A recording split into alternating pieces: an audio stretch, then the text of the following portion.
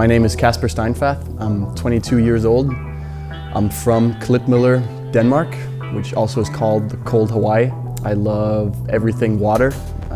My passion is surfing and stand-up paddling. I travel roughly 9 months of the year competing on the stand-up paddle world tour for surfing and racing.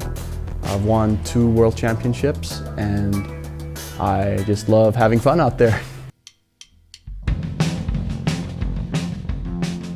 I began surfing at the age of, I don't know, before I could walk. My dad is from California and his passion has always been surfing. So for me and my brother, it was very natural that we started surfing as well, and we started really getting into surfing around age 10. I really enjoyed shortboard surfing a lot, but then when I was around 14, I started getting into stand-up paddling. When stand-up paddling came around 7 years ago, no one really did it. It was actually our uncle Tim that introduced us to it. He's from California as well. It was really fun here in Klitmøller, especially in the summer, because the waves go flat for a long time, and to keep yourself sane and not go crazy, stand-up was really great. Like, you could paddle up and down the coast and do downwinds. Peter and I really got into it and had a lot of fun, and we still do. Like, he's out there right now while I'm doing this interview. I've been stand-up paddling for 7 years now. It's my job, it's my passion, and I'm really stoked to be able to take this sport and go around the world with it, both in pursuit of competitions and world championships, but also great conditions and seeking friendships. I really enjoy traveling with Zane Schweitzer.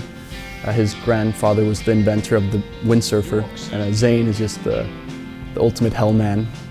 Him and Connor Baxter as well, and Kai Lenny as well. I really enjoy hanging around the Australians. They're super gnarly on the water, like Jamie Mitchell. He's a beast, and we've had so many great races together. Personally, I love pushing myself to my outer limits of racing, but also I really love being inspired and having fun with friends. I believe that every session you go on the water is special in one way or another. There's never 2 days that the conditions are the same. But for me, it was really special surfing in Portugal one year with my brother and my dad, and surfing really good waves. And I think really it just stood out to me that if you can share this, it's not about getting the best wave, it's about sharing a feeling in the water. That was really the special thing for me.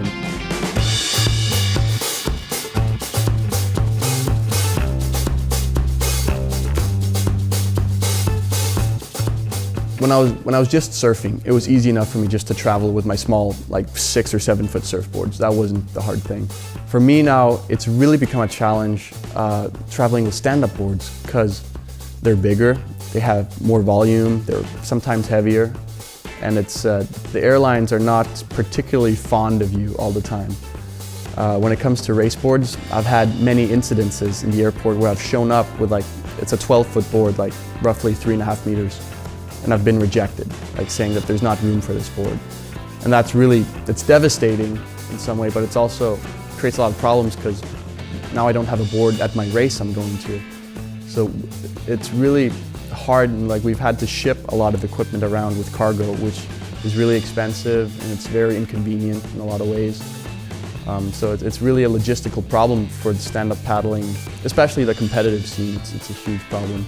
But even if you want to go go touring somewhere, to bring a 10-foot board somewhere, it's not that easy. You gotta have a really good smile at the airport, but you're not always lucky.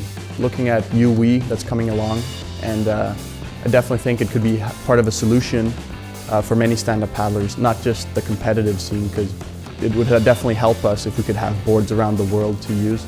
But even just for people that love to go explore, let's go to Greece and go paddling. I don't know how I'm going to get my 14-foot board there, but maybe YoooWe could help me find someone in Greece that not only has a board I could use, but also maybe they could help with, the local person could help with advice or guiding to where to go. There's lots of opportunities with it, no question.